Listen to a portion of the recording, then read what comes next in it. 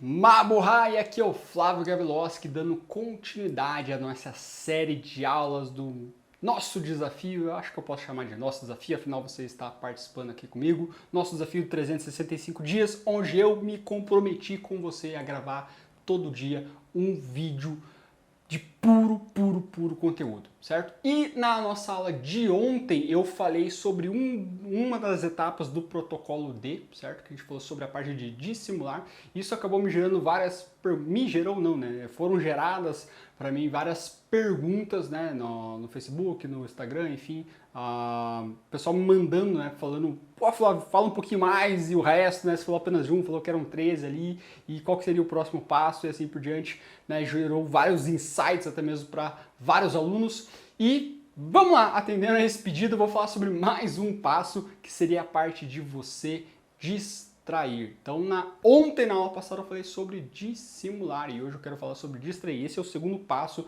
do protocolo D. Como eu falei, são 13 passos aí que você deve seguir. O primeiro é dissimular, o segundo é distrair. Mas antes, deixa eu te distrair aqui enquanto eu tomo o meu café.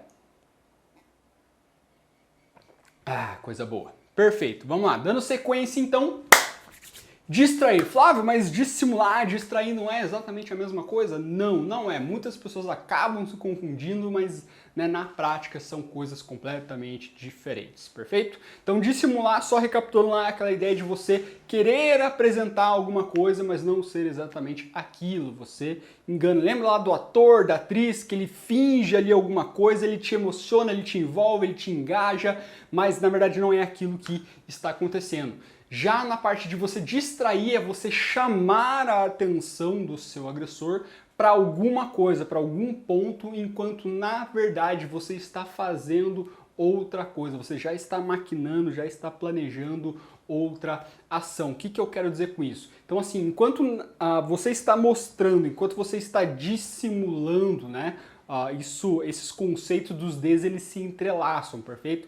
Por isso que parece ser uma coisa, parece ser a outra, mas na verdade não é, porque eles vão se entrelaçando. Então, enquanto você está dissimulando, você já começa a realizar o que? A distração. Você chama a atenção dele para que ele se concentre em alguma coisa e enquanto isso, né, você já vai maquinando, já vai elaborando possíveis soluções para aquele cenário. Então, por exemplo, né, digamos que o meu agressor, né, esteja com uma arma de fogo, ele está apontando uma arma de fogo para mim, é um cenário de DCAF, defesa contra ameaças de arma de fogo, e eu começo a parte da minha reação. Então, né, seguindo as 3 regras lá de questão de reagir ou não reagir, quando que eu devo ou não reagir, me submeteu à ideia de que eu vou precisar reagir. Não é um simples assalto, eu vou ter que reagir, caso contrário esse agressor vai me matar. Perfeito!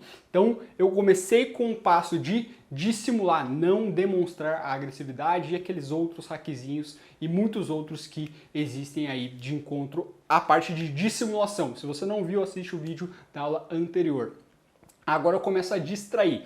A melhor forma de você distrair, pensa assim, pensa num mágico, tá? Esse é o melhor exemplo que a gente pode criar. Pensa num mágico. Qual que é a ideia do mágico? Ele tá lá, né? Tá dissimulando, tá fazendo o quê? Distraindo para realizar o truque dele, perfeito? Então normalmente ele fala, olhe para cá, quando na verdade o verdadeiro truque está acontecendo aqui. Então ele chama a sua atenção, ele te distrai para cá para que você fique concentrado aqui, quando na verdade o verdadeiro truque está acontecendo aqui. Existe até aquela como é que é aquela teoria, né, que o pessoal diz que o verdadeiro mágico não é o cara que está lá na frente, sim a assistente ou o assistente, porque é ele que normalmente faz o número em si, porque enquanto ele está lá falando, chamando a atenção do público, é o assistente que está ali atrás fazendo toda a parada e você não está vendo. Então é basicamente como ser um mágico. E pensa o seguinte, é claro que não é um exemplo tão assim comparativo, mas serve se você pegar a ideia. Qual que é a ideia? Pensa que um mágico ele executa um número para várias pessoas ao mesmo tempo. Todas elas vidradas ali, tentando prestar atenção nele, para tipo, que a pessoa tem aquela coisa, né, de você querer saber como é que faz.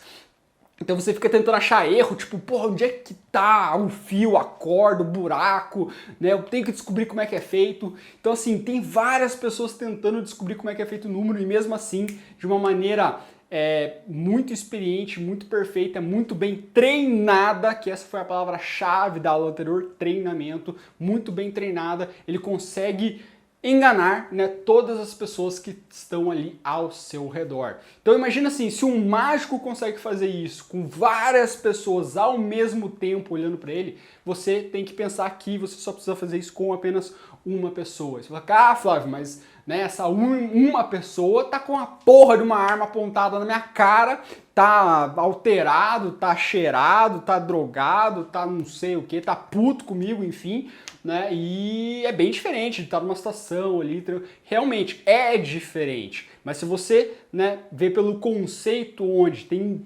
porrilhões de pessoas, certo? Né, se esforçando para, né, achar o ponto falho do mágico, e aqui você tem apenas uma. Você precisa criar essa mentalidade. Porra, é uma pessoa só que eu preciso distrair. É uma pessoa que eu preciso chamar a atenção dela para mim, para que ela se distraia, certo? E a melhor forma de você fazer com que o seu agressor se distraia é fazer ele falar.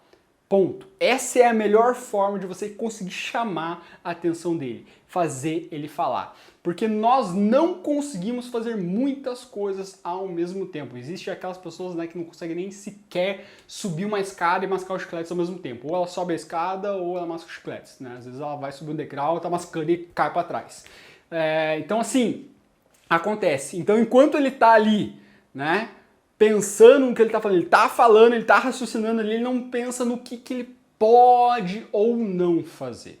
Então a melhor forma é você chamar a atenção para ele para isso. Se ele não falar, então você fala, porque quando você estiver falando, ele vai estar prestando atenção no que você está dizendo. E novamente, ele vai começar a prestar atenção no que você está dizendo e não no que ele pretende fazer. Então você chama a atenção, é tipo o toureiro lá que fica com a porra da capa banando pra ele. Então você chama a atenção do seu agressor, certo? E assim, claro que se você precisar falar, aí vai ficar um pouco mais difícil para você a reação, afinal enquanto você vai estar falando, você vai ter que criar ali a parte da... Criar não, né? Você vai usar a técnica de reação pertinente àquele movimento, na cabeça, no peito, no tronco, nas costas, na lateral e assim por diante. Fica um pouco mais difícil, mas é perfeitamente possível. Agora, se ele estiver falando, é mais fácil, porque você não precisa ficar se concentrando no que ele está falando. Você vai se concentrar na parte técnica. Você só precisa se preocupar se ele ainda está falando. E assim, caso ele não fale, é interessante que você instigue ele a falar. Então você vai falar, só que você vai falar de forma estratégica. Não é só ficar falando. Você tem que falar de forma estratégica. Tudo que você fala vai levar ao seu agressor também a falar, também responder. E uma das melhores formas, na verdade, não sei se uma das melhores, bom, é a única que eu conheço basicamente, certo? De você forçar o seu agressor falar é fazer perguntas. Ponto. Essa é a palavra-chave.